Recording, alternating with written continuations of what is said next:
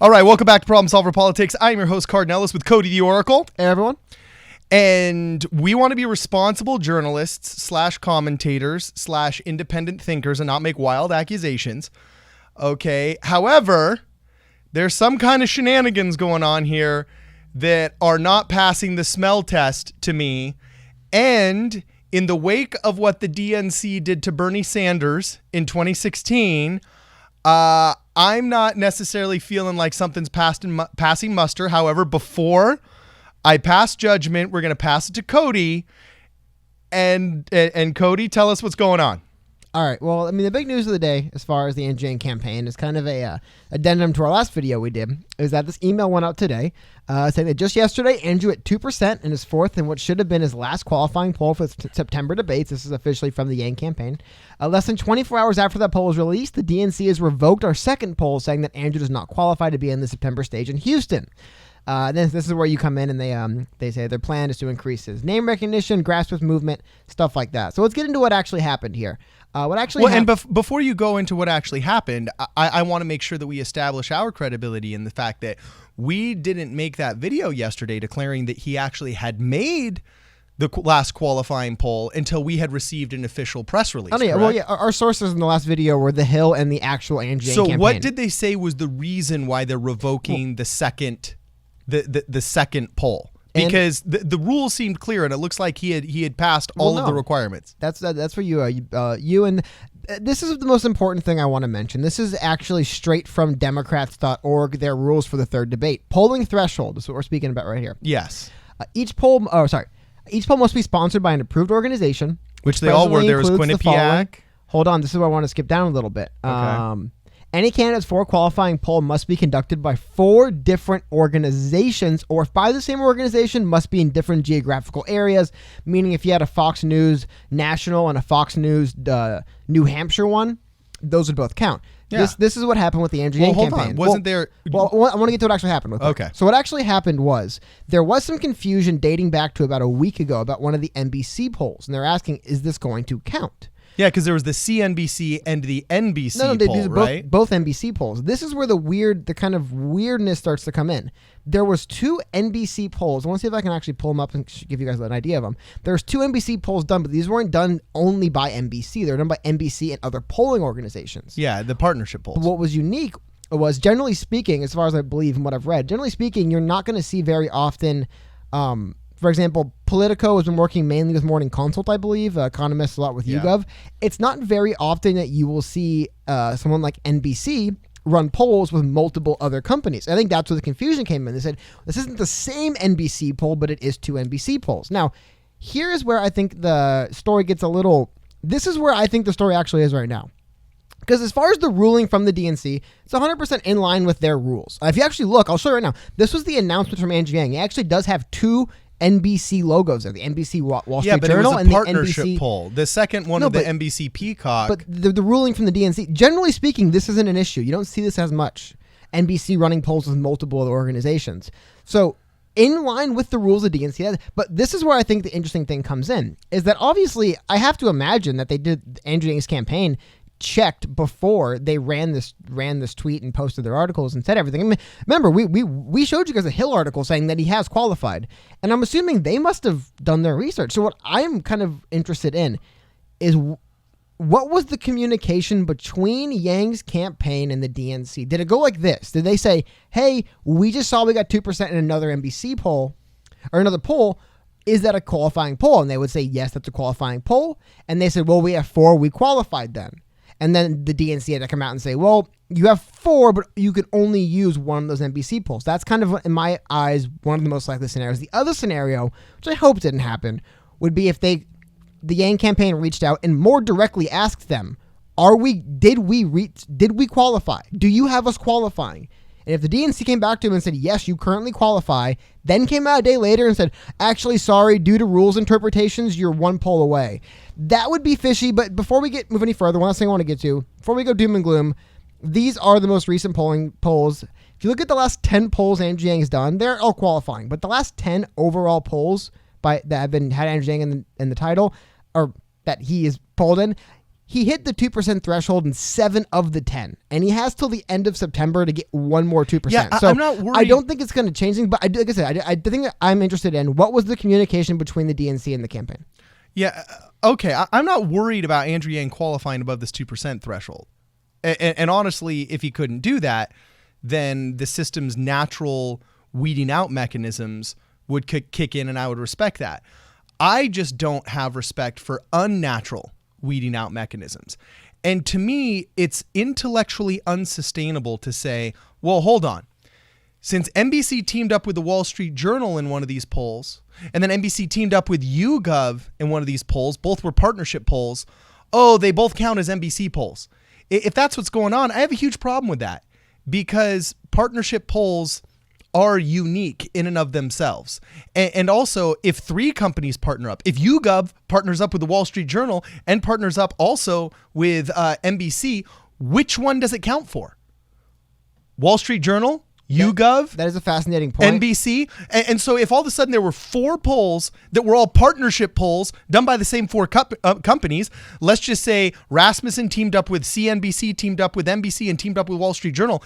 If all 4 polls were done and he polled at 10% in each poll, would they say, no, NBC was a partner in one of those, and then disqualify it? It just seems to me like there is a spirit of the law and there is a nature of the law. Okay. And I'm sorry, there's a spirit of the law and there's a letter of the law. By the spirit of the law, he's completely passed. And by the letter, unless you most cynically interpret it against him, has passed as well. Nobody rational and reasonable, when they saw Andrew Yang's announcement and the partnership polls that were done before him, thought, does that qualify? In and of itself, to me, that shows that whatever interpretation of the law was intended in the original rules, he passed. And to take one of those polls away from him, especially in the wake of what you did to Bernie Sanders less than 1 election cycle ago, seems like you are disproportionately targeting a non-establishment character reminiscent of scheduling debates on Super Bowl Sundays and in competition with largest TV show programming out there so nobody watches your debates. So I don't know. It does not pass a smell test to me. I'm not going to accuse anybody specifically because I don't want to be irresponsible. But my personal biases against the decision-making of the DNC are really triggered right now, because it does not seem like the nature or the spirit of the law is being honored here, and nothing is gained other than edging away from discussion and debate an outside candidate. Well, it's one thing it's important to note here, because remember, we're kind of looking at this through the lens. We cover Andrew Yang a lot. We follow Andrew Yang closely. You have to pay attention that under the same ruling, Julian Castro is now only 1 poll away from making it to the debate as well.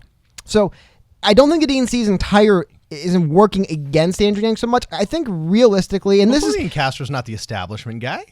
That's what I mean. But even though he's not establishment, this ruling benefited him. So I don't think the DNC is changing their rules to target Andrew Yang. No offense to Andrew Yang, I like him. I don't think the DNC is saying stop everything. He can't be on stage. I don't think that's what's going on. What I wonder is, because again, I mean, I like Andrew Yang. We've spoken with some of the people on his campaign. They seem like great people. I wonder if this maybe could just be a slight little mix-up on their end, where they ran and said, we had 4 polls. Maybe they got a confirmation that those are indeed 4 polls that qualify, and we're a little early jumping the gun saying we have the 4 we need, and the DNC came back and said, well, hold on. Now, the confusion you brought up, I want to show us again. Some of you guys might notice it before. In that Democrats.org article, they say about the polling rubric, this is what's interesting to me. Both Wall Street Journal and NBC News show up on there. Now, maybe they consider, because NBC News, the organization from NBC proper, I have no idea if that's where it comes from, but It is weird that Wall Street Journal did a poll with NBC. Since they're both on it, you say, well, why can't that count as a Wall Street Journal poll? Why does that have to count as an NBC poll? So I guess they count them together. Now, this is something I believe, I feel terrible blank on the gentleman's name. I believe he works for Politico. He's doing a lot of good work kind of keeping up with this Andrew Yang campaign and what's going on with it. And I think he said, he's like, the ruling is kind of in line with their rules, but I never thought I would have to ask an organization, what if What if one organization polls with two others? Like, Yeah. do those like that isn't something that frequently comes up. This is exactly like government contracts that you get for the F-35 or the F-21 or the F whatever. I mean, for those of us that live in North Los Angeles, it's a huge defense contractor community. And whenever you go to these employee days or whenever you go to the air shows or whenever you go to wherever these companies are showing off what they do, you'll notice that, like, technically it's a Boeing project. Oh, but wait, Rockwell made the engines, Boeing made the fuselage, Northrop Grumman made the wings, another company made the landing gear, and they all partnered up and made this project that's technically a Boeing project, but it's a partnership project. Cody, what's going? I see you pointing at the screen. What's urgent? Just literally seconds ago, Zach Grauman, who I believe is chief of staff for Andrew Yang, he just tweeted out saying, by DNC rules, the Wall Street Journal, NBC, Fox, and Quinnipiac are approved orgs. So Yang has qualified for the fall debates. Now, he's saying this in their disagreement with the DNC's decision and are very disappointed. Our campaign has overcome every obstacle placed in our path, and we will continue to upset the establishment well into 2020. So remember, earlier I was talking about what is the story between communication between the campaign and the DNC. It seems like, because yes, by kind of interpreting the rules, you can read it as that's in Wall Street Journal and NBC. So why can't it count as the Wall Street Journal and the one count as the NBC with Poll Monkey or whatever it was? But this is fascinating to me. It does show that this isn't something where they're coming out and saying, oh, look, there was a mix-up, or we misunderstood, or they misunderstood, or are questioning. This is the spokesman for Andrew Yang's campaign. I mean, this is one of the, he's officially the campaign manager, not chief of staff, campaign manager. He's the one that we met in Los Angeles, right? Nice gentleman. But anyway, he's coming out and saying that we disagree and are dissatisfied with their decision. So, as I said, I mean, I can see a world where the DNC's ruling isn't necessarily heinous or targeted. However, at the same time, because there is some... To be frank, I haven't actually looked at how frequent and how many orgs do how many polls with how many other organizations over the last 10 elections, but I have to imagine this is probably one of the bigger ones just because media, it's so easy to get these polls out there nowadays. It is just really fascinating to see that the Andrew Yang campaign isn't coming out and saying, hey, look, guys, there's a misunderstanding or we had a miscommunication. They're saying, we don't agree with the decision and we think it's wrong. Yeah. So it's a really fascinating thing that came out. And like I said, this was posted. I mean, we're recording this at 11:15 a.m. This was tweeted at 11:12 a.m. So this just happened.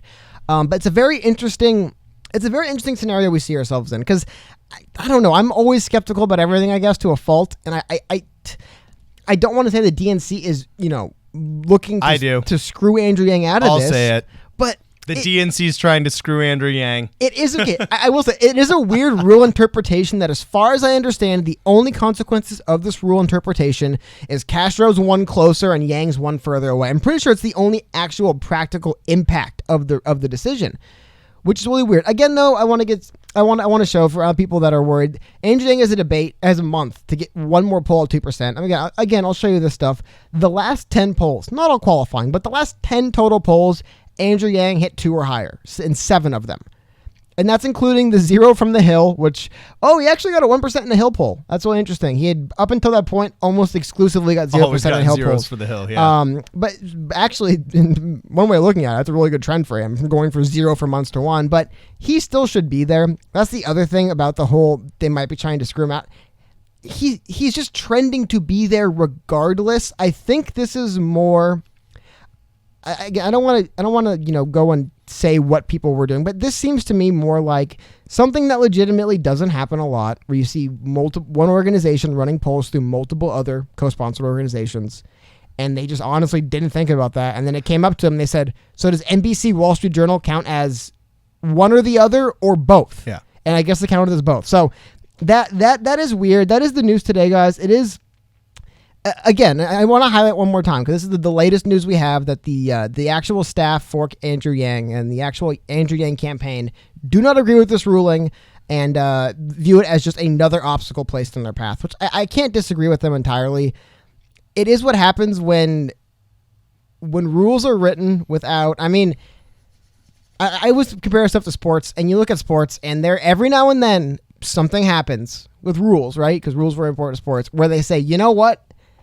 This has to be interpreted by someone this actually isn't clearly defined in the rules. And I believe that's what happened here. The DNC made a bizarre interpretation. I don't know why the only takeaway I want to take from this, one last thing I want to say before we go back to you. The only takeaway I take from this, realistically, is that it seems to me that the DNC, because by doing this, what you're doing is you're making it harder for quote unquote fringe or candidates out of the top 4 to make it to these debates. So it's really practically down the line saying less polls can be used for you.